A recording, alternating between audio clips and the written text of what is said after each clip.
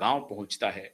फिर ये अपने चाचा से, अपने पिता से, अपने परिजन से मिलता है और वो कहता है, जब इसके परिवार वाले पूछते हैं कि तुम कहाँ गए थे? तो कहा कि पाकिस्तान गए थे। बोला पाकिस्तान कैसा है? कहा 2 नंबरी। वो पूरा का पूरा देश 2 नंबरी है। 2 नंबर के लोग हैं। ईमान के पक्के नहीं है, मुसलमान नहीं है। ये बात इन्होंने कही। कोई 2 नंबरी आदमी है, वो इस्लाम से उनका कोई लेना-देना नहीं है, झूठ कर रहे हैं। बोला आप क्या इरादा है? बोला इरादा ये है कि मैं सरेंडर कर दूँगा। बोला तुम सरेंडर करोगे? अगर तुम सरेंडर करोगे, तो फिर तुम्हारा पूरा खानदान नेस्त-नाबूद हो जाएगा, खत्म हो जाओगे। हम लोग भी मारे जाएँगे। तो अब तो तुम्हें वापस अब या तो जान देना है या जान लेना है, यही काम करना है।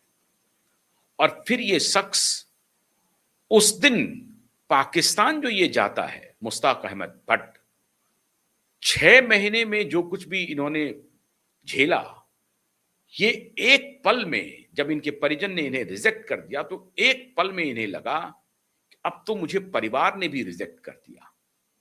उसके बाद लगा कि इनके पैर के नीचे से जमीन खिसक गई और फिर ये सोचने लगे कि अब करना क्या है।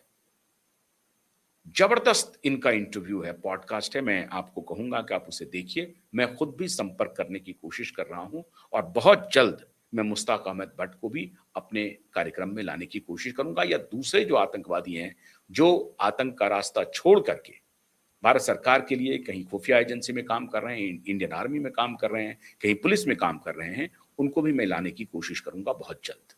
लेकिन इन्होंने जो खुलासे किया, आज मैं ये कार्यक्रम क्यों कर रहा हूं, वो मैं उस पर आता हूं अभी बाद में। फिर ये रात भर ये मुश्ताक अहमद भट्ट सोचता रहा कि अब करूं क्या। बाद में इनके चाचा आए, उन्होंने इनको समझाया कि एक काम करो, अभी तुम ये इलाका छोड़ दो। अब इनके पास बंदूक पहुंचना था।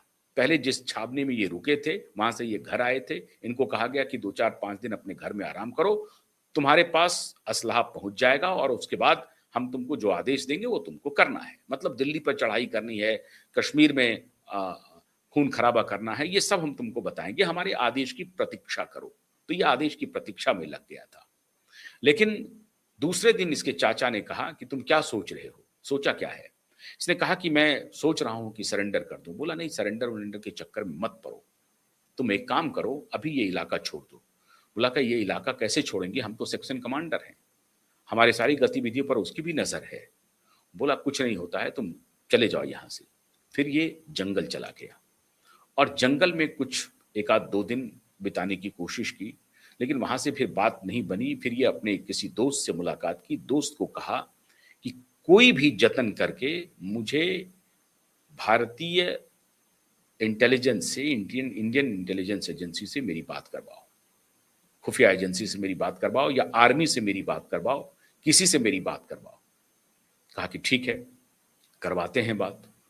अब उस शख्स को कहीं किसी पुलिस वाले के संपर्क में था, उसने पुलिस वाले को बताया कि ऐसे-ऐसे बात है, बहुत गहरी जानकारी देनी है, लेकिन उस शख्स को मैं आपके पास ला नहीं सकता और आप भी ना रात में ना दिन में मेरे पास आ सकते हैं, तो कोई तरीका ढूँढिए। उन्होंने फिर बात की, वहाँ से श्रीनगर से फिर बात हुई, श्रीनगर से फिर बात दिल्ली पहुँच गई। दिल्ली में इंटेलिजेंस एजेंसी से बात हुई। अब यहाँ पे ये कह रहे हैं कि मैं उनका नाम नहीं बताऊँगा जिनसे मेरी बात कराई गई।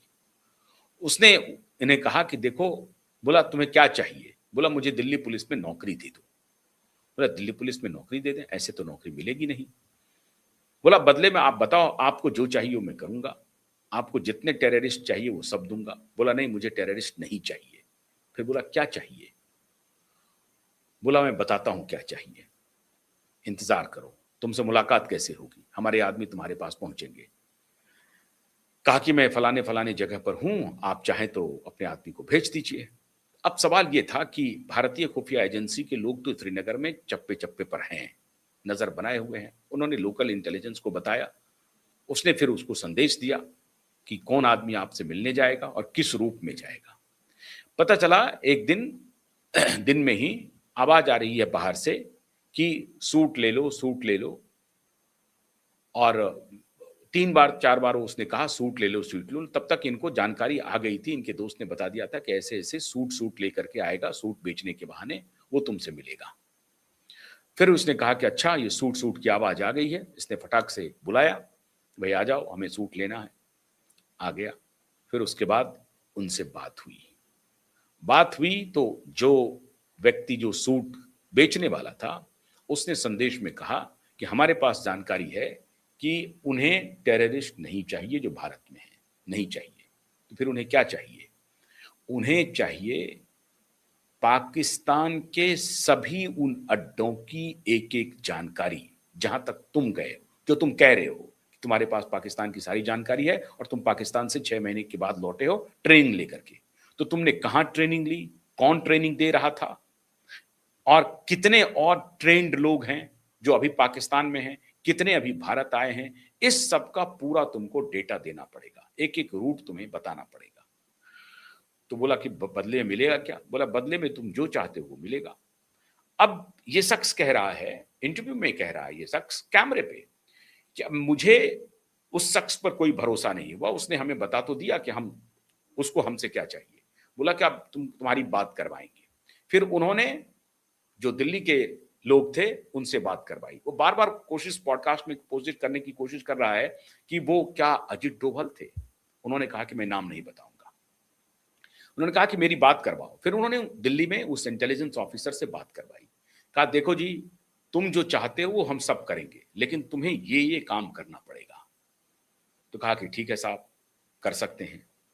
अब इनका कहना है कि जैसे आईएसआई पर इनको भरोसा नहीं हुआ, फिर इसने कहा कि मैं देश के लिए काम नहीं कर रहा हूं और ना ही पाकिस्तान के लिए करूंगा, मैं अपने लिए करूंगा। उस इंटेलिजेंस ऑफिसर को कहा कि ना तो मुझे भारत से मोहब्बत है, ना पाकिस्तान से मोहब्बत है। मुझे खुद से मोहब्बत है। मैं खुद के लिए काम करूंगा, बदले में मुझे क्या दोगे? फिर इसने कहा कि बदले में जो तुम मांगोगे वो सब तुमको मिलेगा। कहा कोई बात नहीं है। अब मुश्ताक का कहना है कि मुझे भारत की खुफिया एजेंसी जिनसे मेरी बात हुई उन पर भी भरोसा नहीं था और मुझे आईएसआई के ही जैसा यहाँ की भी खुफिया एजेंसी लग रही थी, भरोसा नहीं था। फिर मुझे लगा कि मैं क्या करूं, फिर और कोई तरीका हो सकता है क्या? तो इसके दोस्त ने इन्हें समझाया कि आप इंडियन आर्मी से मिलो, वो जवान के पक्के होते हैं। वो अगर एक बार बोल देंगे कि जो हम तुमको देना देंगे, वो देंगे। बोला बड़ी अच्छी बात है। फिर वो इंडियन आर्मी के संपर्क में आता है और वहां पर एक कर्नल से मुलाकात होती है। कर्नल उसको मिलने के लिए बुलाता है। कर्नल से उनकी मुलाकात होती है और किसी गुप्त जगह पर हो रही है मुलाकात। उस भेष में कर्नल भी नहीं आते हैं, लेकिन कर्नल से इनकी मुलाकात होती है। कर्नल को ये सारी बात समझाते हैं